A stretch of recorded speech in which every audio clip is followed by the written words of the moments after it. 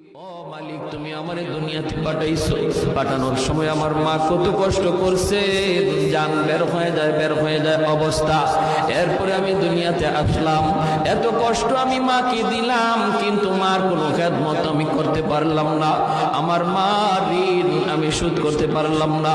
আল্লাহ, আজ যদি তুমি আমাকে জান্নাতে দিতে চাও, আমার মা বাবা সারা জান্নাতে যাইব না, হয় আমার বাপ মার সাথে জাহান্নামে দিয়ে দাও, হয় আমাকে আমার বাপ মার সাথে জাহান্নামে দিয়ে দাও, নতুবা আমার সাথে আমার বাপ মারে জান্নাতে দিয়ে দাও।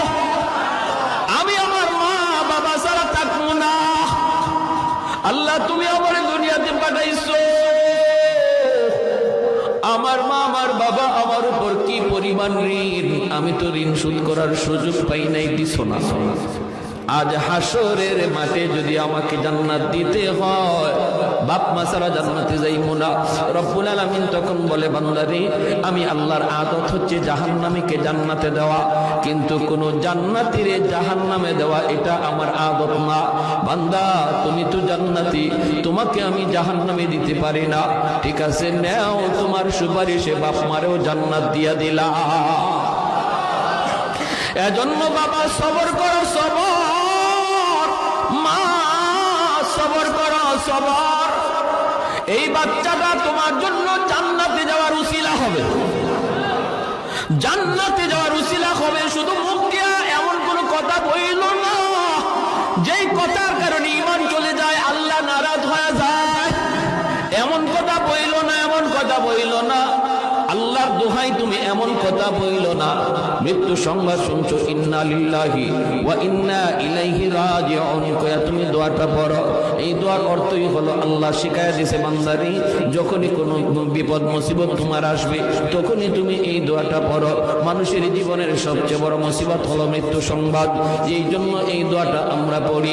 এর অর্থ হলো বান্দা, এর অর্থ হলো কি জানেন? আমি যখন বলি ইন্না লিল্লাহি ওয়া ইন্না ইলাইহি রাজিউন, এর অর্থই হলো, ভাইরে তুমি যাও, আমি তোমার পিছনে আসতেছি। বাবা যদি ছেলের মৃত্যু সংবাদ পায় কই ইন্না লিল্লাহ, আল্লাহ আমরা সবাই তোমার, বাবা তুমি যাও, আমরা সবাই এক পথের প্রতীক, তুমি আগে যাও, আমি তোমার পিছনে আসতেছি। কেউ থাকার জন্য আসি নাই আল্লাহর গোলাম, কেউ থাকতে আসি নাই, থাকবার চেষ্টা করেও থাকা যায় না, যেতেই হবে। এজন্য সন্তানের মৃত্যু সংবাদ শোনার পরও তুমি না শক্তিমূলক কথা বইল না, আপনজন প্রিয়জনের কোন মৃত্যু সংবাদ শুইল না শক্তিমূলক কথা বইল না। আইয়ুব আলাইহিস সালাম যখন তিনি তার তিনটা বিবির মৃত্যু সংবাদ পাইলেন, এরপরও তিনি একবারের জন্য না শুকরি করলেন না, আল্লাহর শুকরিয়া আদায় করেন। আল্লাহ পাক কয়, এরে ইবলিস, তাকায় দেখ আমার পয়গম্বর এত বড় বিপদেও আমি আল্লাহকে ভুলে না। ইবলিস কয়, মালিক জানোনি কেন? ইবলিস কয়, সম্পদ নিয়ে গেছো, রাজত্ব নিয়ে গেছো, ছেলে নিয়ে গেছো, বিবি নিয়ে গেছো, এরপরে তোমার কেন ডাকে জানোনি?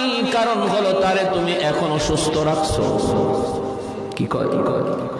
সুস্থতার নিয়ামত তুমি দিয়া রাখছো, সুস্থ বানায় দেখো, তোমাকে ভুলে যাবে আর তোমার নাম নিবে না। আল্লাহ পাক রব্বুল আলামিন কয়, তাহলে তুই বুঝি দেখতে চাস? বলে দেখতে চাই। আল্লাহ পাক রব্বুল আলামিন এইবার আইয়ুব আলাইহিস সালামের শারীরিক অসুস্থতা আল্লাহ ফালায়া দিলেন।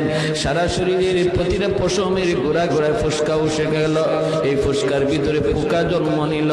সারা শরীরে এমন কোন পশমের গোড়া নাই যেই গোড়া দিয়া ফোসকা উঠে নাই, একটা পোকা জন্ম নেয় নাই। সারা শরীরের মধ্যে দুর্গন্ধ ছড়াইতে লাগলো, শরীর পচে গেছে।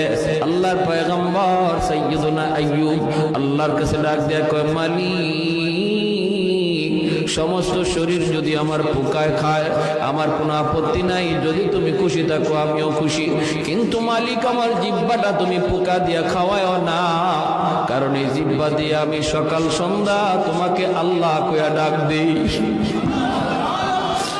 আমি তোমার আল্লাহ আল্লাহ কইয়া ডাকি, আমার কোনো কষ্ট লাগে না, নামের ভিতরে এত মজা, এত মজা, এত মজা।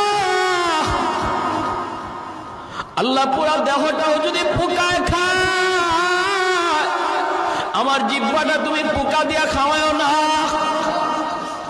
এই জিহ্বা দিয়া নবী আল্লাহকে ডাকে, আল্লাহকে ডাকে। মানুষেরা কয় ও রহিমা, তাড়াতাড়ি তাড়াতাড়ি করে তুমি স্বামী নিয়ে এলাকা ছেড়ে ভাগো, আমরা কেউ তার দুর্গন্ধে টিকতে পারি না। রহিমা তুমিও যদি পারো বাপের বাড়ি চলে যাও। আল্লাহর নবী সাইয়্যিদুনা আইয়ুব আলাইহিস সালামের বিবি রহিমা, তিনিও সাধারণ কোনো মহিলা ছিলেন না, তিনিও একজন বাদশাহী পরিবারের মেয়ে, তিনিও একজন নবী পরিবারের মেয়ে। হযরত ইউসুফ আলাইহিস সালামের ছেলের ঘরের নাতিন ছিলেন। অতএব যেমন ছিলেন সুন্দরী তেমন ছিলেন নবী পরিবারের কন্যা, আবার ছিল বাদশাহীও। এত কিছু থাকার পরেও যখন আপনজন মানুষেরা কয় রহিমা তাড়াতাড়ি আইয়ুবকে চাইরা তুমি ভাগো, রহিমা কান্দে আর কয় তোমরা কি কও গো, আমার স্বামী যদি রাজি থাকে আল্লাহর তৈরি জান্নাতের মেহমান আমি হব, আর যদি আমার স্বামী নারাজ থাকে আমার আমল লইয়াও জান্নাত পাবো না।